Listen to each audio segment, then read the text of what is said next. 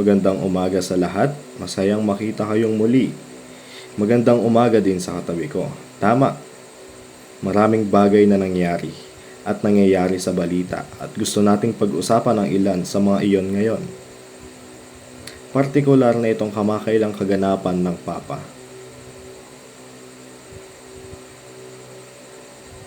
Sa kanyang pagbisita sa G7 Summit sa Italy. Nangyari lang 1 linggo ang nakalipas. Sa kasalukuyang pag-record, gusto natin tignan itong mga nangyayari sa mundo sa konteksto ng propesiya ng Biblia. At iyon ang gagawin natin ngayon. Titingnan natin. Simulan natin sa Apokalipsis Kabanata 17 at makikita natin sa isang napakawili-wiling paraan paano ito pangyayari.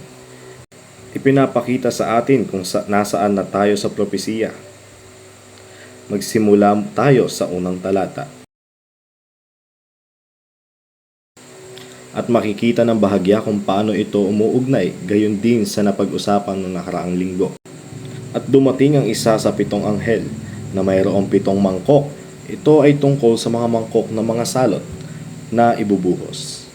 At nagsalita sa akin na nagsasabi, "Halika dito, ipapakita ko sa iyo ang hatol ng kahindik-hindik na bagay na nakaupo sa ibabaw ng maraming tubig." Nag-usap kami nakaraang linggo tungkol sa kinakatawan ng mga tubig na iyon ang maraming bansa sa paligid.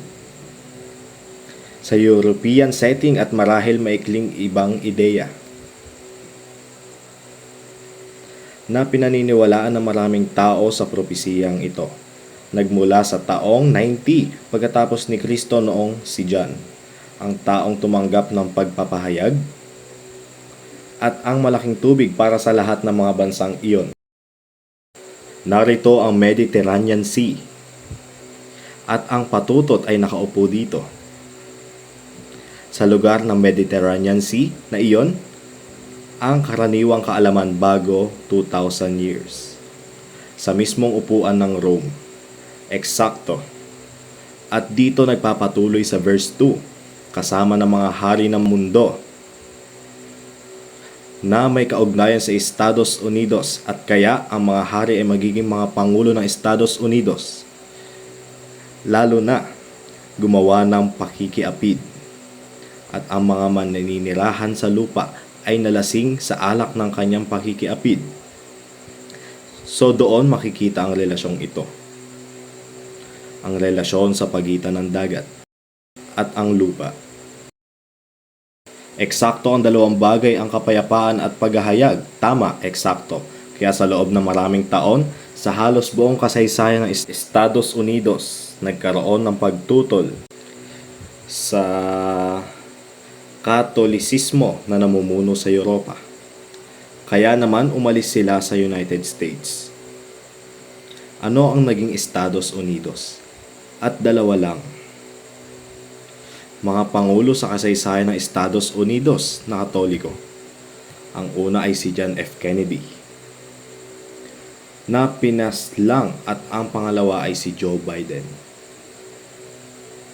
Kaya't ito ay isang bagay ng interes mismo.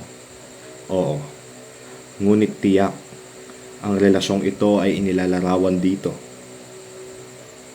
Sa Apokalipsis 17, kaya't dinala niya ako sa espiritu patungo sa ilang. At nakita ko ang babaeng nakaupo sa hayop na kulay pula.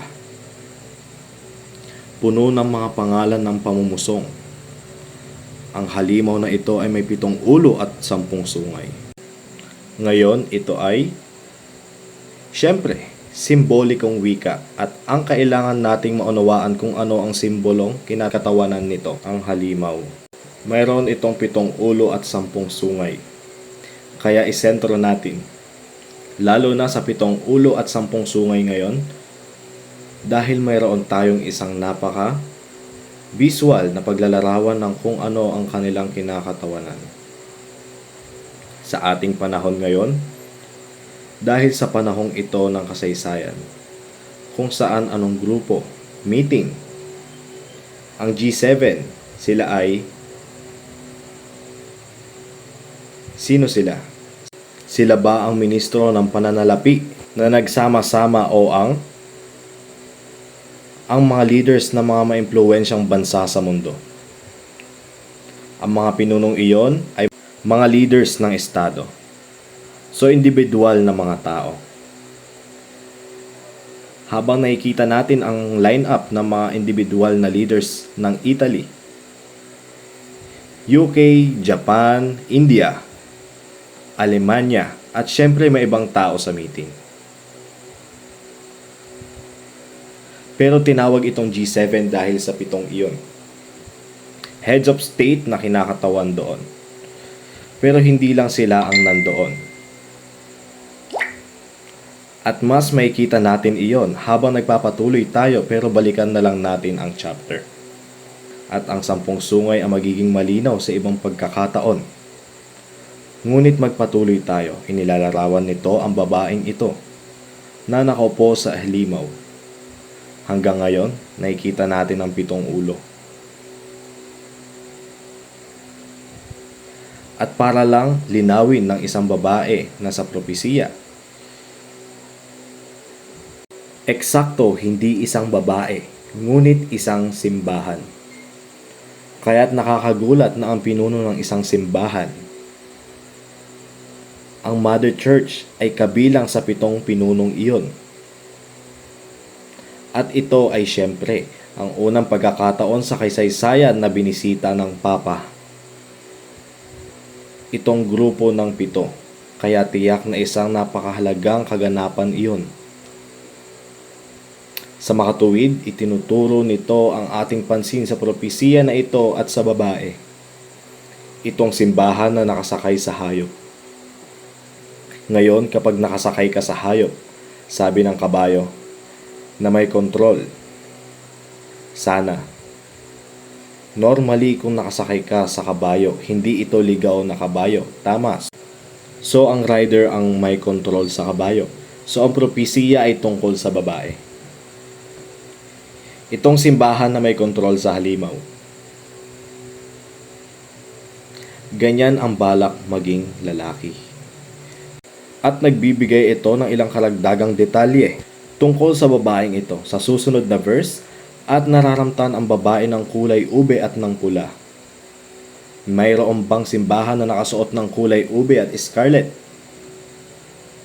Nagkataon lang na ang simbahang Katoliko at pinalamutian ng ginto at mamahaling bato at perlas. Kung nakapunta ka na doon sa Vatican, marami kang makikitang mayaman sa kanila. Oo, ang yaman ng simbahan na nakadisplay, lalo na sa kanilang masa, kung saan ginagamit nila ang kanilang mga gintong sisidlan at kung ano-ano pa.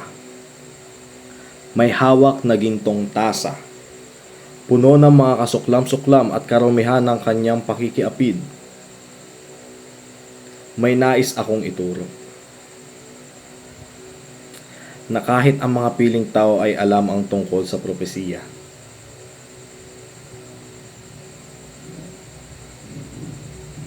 At kung saan sila nakatayo, at makikita iyon sa simbolismong tulad nito.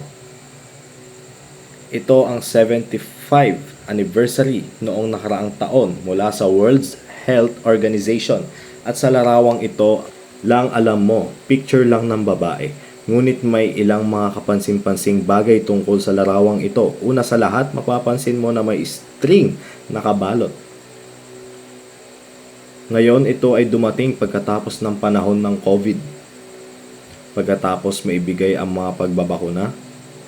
At narito ang isang string o isang babae na may ganitong string. Ano sa palagay mo ang maaaring kinakatawan ng string na iyon? Ang tali ng kabayo, hindi masamang ideya. Hawak ang tali dahil ano ang gamit ng simbahan na kumokontrol sa mga bansa. Ito ang issue sa pagbabakuna. Yan ang mekanismo kung saan ang mga bansa ay kinokontrol. At dito, ito ipinapakita ang string ng DNA kung gugustuhin mo, na mamanipula ng babae. At makikita mong ito ay kahit kaunti ay magkakalabit.